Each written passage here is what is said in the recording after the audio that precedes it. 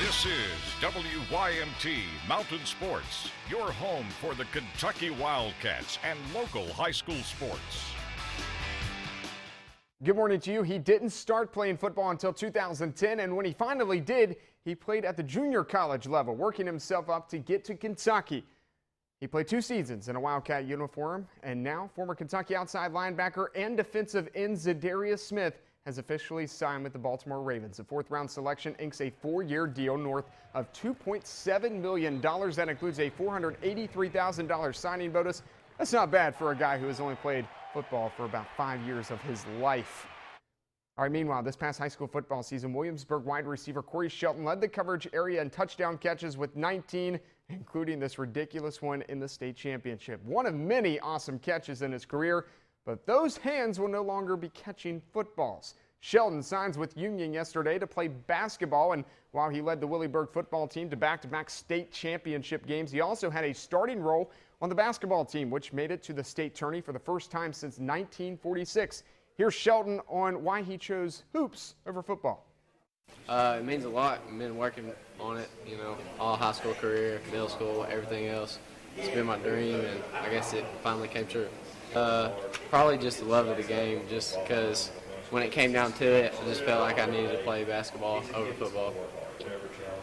They showed the most interest, and they were just all the time calling me, banging on the door, just acted like they were really interested, so that's why I chose them. For the Pike Central baseball team, it's time to move forward. Nothing could change what happened this past Tuesday night. The Hawks going for a 2nd straight win last night. PC rocking the number 4 on their hats last night for Brad Elkins. Taking on the Allen Central Rebels. Scoreless in the bottom of the 3rd. PJ Sowards at the plate. Little slap bunt. Oh, where's the defense? Goes around. He's got a double. Get dirty. He would eventually score as well to take a 1-0 lead for the Hawks. Bottom 4 now tied up at 1. Charlie Coakley. Come on in, Aaron Scott. 2-1 Pike Central. We jump to the top of the 7th. Allen Central trailing 4-1. Runner on first for Tanner Hamilton. He's got himself an RBI. Cameron Blevins scores from first, and Allen Central scores 6 in the 7th inning. Comes all the way back to win it over Pike Central, 7-5 the final. All right, the South Floyd Lady Raiders welcoming in the Pike Central Lady Hawks. Softball action. Lady Hawks up 4-0 in the 3rd, and adding to their lead, Miranda Wright shoots one left. Brinley Elkins tags home plate. 5-0. Now down 7-0. South Floyd comes alive. Brooke Potter, grounder. Ugh.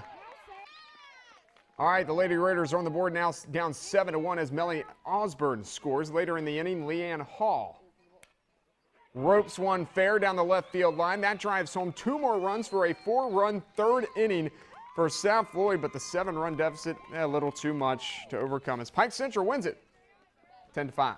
Kentucky opening a weekend series with Georgia. Game 1 last night, no score in the 3rd when the Cats' Dorian Harrison. Bye! A 3-run homer. UK leads 3-0. That's Harrison's 4th jack of the year. Now 3-1 in the 5th. Kai Tom. Hey, I got some power too. The homering Hawaiian hits a dinger.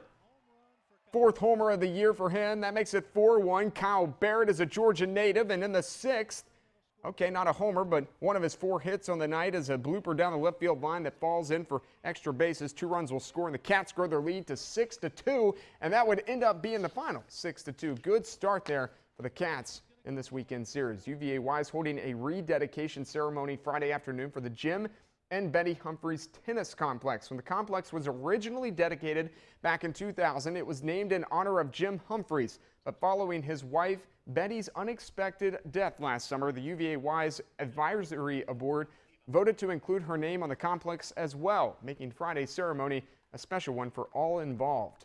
For me, it's very special because I knew both Jim and Betty very well. They were both avid tennis players, and